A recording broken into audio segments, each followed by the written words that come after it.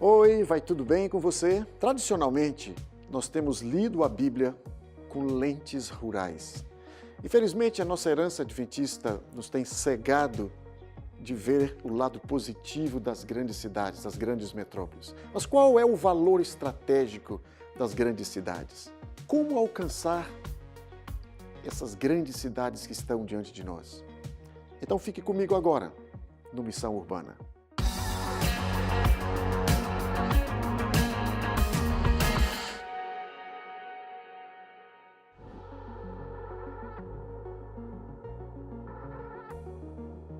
Com cerca de 22 milhões de habitantes na grande área metropolitana de São Paulo, essa cidade abriga uma das maiores diversidades do mundo, com populações da Espanha, Itália, Portugal, Japão, também grande parte de população árabe, de imigrantes que está chegando. Essa cidade exemplifica hoje o grande desafio que é na evangelização dos grandes centros. Mas afinal, qual o significado estratégico das cidades no plano de Deus? Quando nós olhamos o Velho Testamento, a palavra cidade aparece pelo menos 724 vezes. O primeiro relato está no livro de Gênesis, no capítulo 4, verso 17, quando menciona que Caim edificou a primeira cidade. Ora, Caim matou seu irmão Abel e, não satisfeito com o sinal invisível que Deus colocou sobre ele, ele buscou um sinal ou um local visível de proteção.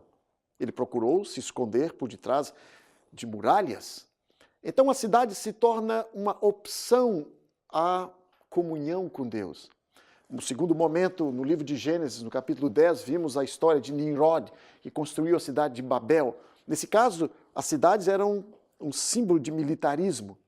Eram locais que adornavam e que fortificavam as áreas que eram conquistadas. Então as cidades se tornaram uma plataforma para a conquista de novas cidades. Veja, o outro ponto importante também é que ao longo da Bíblia ela sempre menciona cidades ímpias, como por exemplo menciona a cidade de Sodoma, Gomorra, que era um símbolo da imoralidade, uma cidade que mal podia se encontrar 10 justos. Ou pense, por exemplo, na cidade ímpia, assassina, na cidade imoral, na cidade idólatra de Babilônia. Essa cidade se tornou o oposto de tudo que Deus tinha em termos de cidade, o oposto da cidade de Jerusalém. Mas mesmo nessa cidade ímpia, no livro de Jeremias, no capítulo 49, Deus admoesta o seu povo dizendo: orem pela cidade de Babilônia, orem pela paz e prosperidade dessa cidade, porque na prosperidade dessa cidade, vocês também encontrarão prosperidade. Mas temos também um outro lado positivo das cidades. Por exemplo, Deus estabeleceu cidades de refúgio, cidades para onde algumas pessoas que cometessem alguns atos deveriam buscar abrigo, fugir. E não se esqueçam também que as cidades sempre estiveram conectadas com o plano e com a missão do Senhor Jesus Cristo. Afinal, ele nasceu na cidade, fez milagres numa cidade, chorou sobre Jerusalém, ele enviou 70 cidades. É curioso também que o Espírito Santo desceu sobre uma cidade. E lembre-se que as cidades se tornaram pontos de conquista do mundo pagão. Nós vimos Filipe indo a Samaria e vimos o apóstolo Paulo visitando e evangelizando as grandes cidades do mundo greco-romano. Sim, as cidades têm um plano especial para Deus. E você pergunta, mas por que a cidade é tão especial assim? Em primeiro lugar, porque Deus ama a cidade. E isso nós encontramos na história da cidade de Nínive, quando Deus envia Jonas a pregar nesse local, e Jonas reluta em aceitar esta missão no final, Deus diz: não hei eu de ter compaixão da cidade de Nínive, onde existem cerca de 120 mil pessoas que não sabem diferenciar entre a mão direita e a mão esquerda. As cidades são um centro onde toda a atenção, o amor, o plano de Deus estão. Uma segunda razão pela qual nós deveríamos focalizar as cidades de maneira especial para cumprirmos a grande comissão, é que as pessoas estão vindo para a cidade. Você veja aqui esse mapa, você observa que hoje nós estamos presenciando uma das maiores migrações da história da humanidade. Olhe, por exemplo, esse gráfico. Nós vemos aqui que o hemisfério sul está indo para o hemisfério norte, o oriente está vindo para o ocidente, e praticamente todas as pessoas estão indo para as cidades. No passado, quando um missionário desejasse falar a uma outra cultura, ele tinha que atravessar o mar, oceano, deserto, florestas. Hoje, o missionário tem que atravessar a rua. Porque no passado as cidades estavam nas nações, mas hoje as nações estão vindo para as grandes cidades. Veja, por exemplo, a cidade de Londres, que abriga praticamente as populações do grande império britânico do passado. Veja, por exemplo, a cidade de Nova York, que tem mais judeus do que o próprio Estado de Israel. Dessa maneira, nós temos que priorizar as cidades, porque as populações estão vindo para cá. Se eu perguntar para você, por exemplo, onde o seu avô nasceu, provavelmente você dirá que o seu avô nasceu na zona rural. Onde o seu pai nasceu? Provavelmente uma cidade pequena. E o mais certo é que é provável que você tenha nascido numa cidade grande. Você vê, há 200 anos atrás, cerca de 3% dos habitantes do mundo moravam nas cidades. 100 anos atrás, 15%. Hoje, na América do Sul, quase 75% da população está concentrada nas grandes cidades. Mas uma terceira razão importante é que as cidades se tornaram um centro de diversidade, um centro de especialização. Aqui nas cidades, você encontra restaurantes japonês, chinês, italiano, português. Você encontra igrejas católicas, protestantes ou sinagogas, mesquitas. Você encontra uma diversidade de culturas, sinfonias, universidades, tudo isso atrai pessoas. As cidades se tornaram também um centro de especialização, onde as cidades pequenas, as pessoas são geralmente generalistas, mas aqui não, você tem especialistas de praticamente todas as áreas, profissionais de praticamente todas as áreas, e isso atrai pessoas, e isso se torna um centro excelente para a evangelização de pessoas. E um outro ponto aqui é que o que acontece nas cidades acaba acontecendo no mundo inteiro. Toda moda, toda tendência, toda tecnologia, tudo que acontece em Nova York, tudo que acontece em Londres, tudo que acontece em Tóquio, e aqui na América do Sul, que acontece no Rio, São Paulo, acabam influenciando as cidades pequenas. Assim que, evangelizando as grandes cidades, torna-se mais fácil evangelizar as pessoas das cidades menores. Agora, notem que uma quarta razão pela qual é tão importante evangelizarmos os grandes centros é porque nós temos orientação profética em cima disso.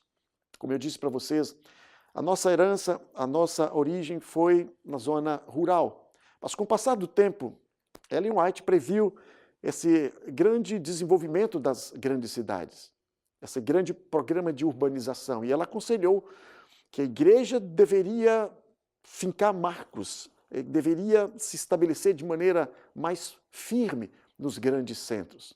Foi por isso que, a partir do ano de 1910, ela escreveu algumas coisas como: o trabalho nas cidades é a obra essencial para esse tempo. E quando as cidades forem trabalhadas como Deus deseja, segundo ela, o resultado será o pôr-se em operação um poderoso movimento como nunca foi testemunhado. Ao longo do tempo, a Igreja Adventista experimentou pelo menos 2 modelos de trabalho nos grandes centros. O primeiro modelo foi realizado pelo famoso médico Dr. John Harvest Kellogg, médico do famoso Sanatório Adventista de Battle Creek. No ano de 1893, ele e os seus médicos foram à cidade de Chicago e ali organizaram uma grande força-tarefa, onde havia ações como, por exemplo, casa de repouso para operários, hospedagem a baixo custo, distribuição de roupas para pessoas pobres, sem teto, uma casa de repouso para mães solteiras, havia uma agência de emprego, uma série de atividades aconteciam ali. E uma característica especial da ação do Dr. Kellogg é que ela era concentrada unicamente em ministério social, não havia pregação do evangelho. Ele divorciou a saúde de todo o resto da mensagem, ele simplesmente escondeu a origem da Igreja Adventista nesse local, e era um trabalho que era totalmente subvencionado pelo Sanatório de Battle Creek. É desnecessário dizer que esse modelo não foi autorizado por Ellen White. Ela reprovou essa maneira de trabalhar nos grandes centros. O papel da igreja não era unicamente o trabalho social. Foi então que, algum tempo depois, vem o famoso evangelista, o pastor Stephen Haskell.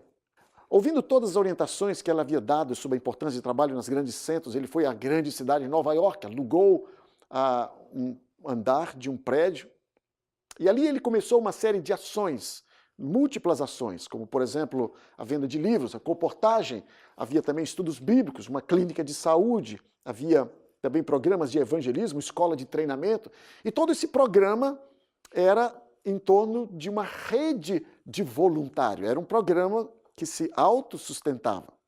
Esse trabalho do pastor Haskell não pregava a salvação pela comida de Kellogg, mas era um trabalho que envolvia uma série de atividades. E esse trabalho, essa ação, esse primeiro centro de influência adventista nos grandes centros, ele se tornou uma espécie de modelo do que deveria acontecer nas outras grandes cidades do mundo.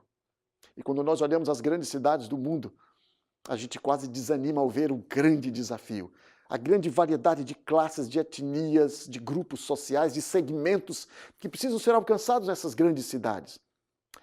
Vejam, por exemplo, algumas das poucas comunidades que nós identificamos apenas aqui na cidade de São Paulo. Aqui nós temos, por exemplo, as comunidades étnicas, refugiados que estão chegando constantemente. Nós temos aqui os moradores de rua. Nós temos aqui também um outro desafio, que são os dependentes químicos. Há vários ministérios que têm sido abertos para atender este flagelo que tem destruído a vida de milhares. Existe também todo o trabalho que precisa ser realizado nos presídios. Há vários presídios e essas populações precisam ser alcançadas com o evangelho também.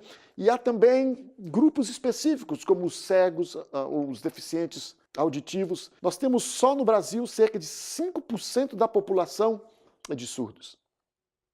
E nós temos que alcançar todo este grupo.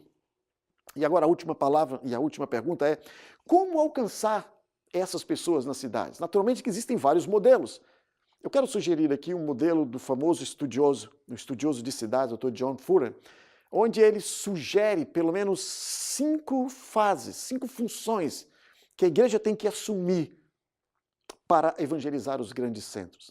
A primeira função, a igreja precisa agir como intercessora, pesquisadora, servo, um amigo e um evangelista. Inicialmente, o evangelista, aquele que trabalha na missão nos grandes centros, ele precisa inicialmente ser um intercessor. Ele precisa orar a Deus para que Deus lhe dê sabedoria, para que Deus crie receptividade nas populações a serem alcançadas. O missionário que trabalha numa cidade sem orar, ele é como um piloto de corrida de Fórmula 1 que entra no seu carro e descobre que o tanque está vazio. Sem oração, sem o poder do Espírito Santo, é praticamente impossível trabalhar nas grandes cidades. E uma sugestão é orar pelas cidades, orar com mapa, fazer caminhadas de oração. E uma outra parte estratégica e importante é pesquisar toda a cultura, toda a história, pesquisar tudo que você puder sobre a comunidade, sobre as pessoas a serem alcançadas nas cidades. E uma maneira de fazê-lo é, quem sabe, ir a sites oficiais do governo, como o IBGE, ou ir a prefeituras ou a órgãos que possam demonstrar ou mostrar para você todos os índices relacionados com a cidade. Quem está chegando, quem está saindo, quais são as maiores necessidades, quais são as maiores causas de mortalidade. E em cima dessas informações, é possível que você construa uma estratégia, que você descubra quais são as necessidades. E uma vez que você conheça essas necessidades, o passo seguinte é atender a essas necessidades. E agora o evangelista das grandes cidades precisa agir como um servo da comunidade. Ou seja, ele precisa realizar o que é conhecido como o método de Cristo. Ele precisa realizar projetos sociais, projetos de compaixão, ou quem sabe ministérios específicos que atendam necessidades específicas da população. E naturalmente que todas essas atividades servirão como ponte, uma ponte para o quarto ponto, que seria tornar-se amigo dessas pessoas, envolver-se em uma amizade intencional, sincera com essas pessoas. E o passo seguinte é tornar-se um evangelista, é buscar oportunidades de verbalizar a sua fé, de expor o plano de Deus para a vida dessas pessoas. E se você quer mais informações sobre o trabalho nas grandes cidades ou artigos específicos que dizem sobre o grande desafio e como abordar as grandes cidades, eu sugiro que você entre no site missãourbana.org e ali há uma série de recursos, de artigos que vão ajudá-lo a ser mais eficaz na tarefa de evangelização dos grandes centros. Que Deus abençoe você, que o Espírito de Deus possa usar você de maneira especial, para que você organize a sua equipe, para que você ore sobre as necessidades da grande cidade, para que você descubra essas necessidades e, pela graça de Deus, você atenda essas necessidades no poder do Espírito Santo e façam disso uma ponte para ganhar o coração, para ter acesso ao coração dessas pessoas e então pregar o Evangelho de Cristo de maneira mais eficaz. Que Deus abençoe você.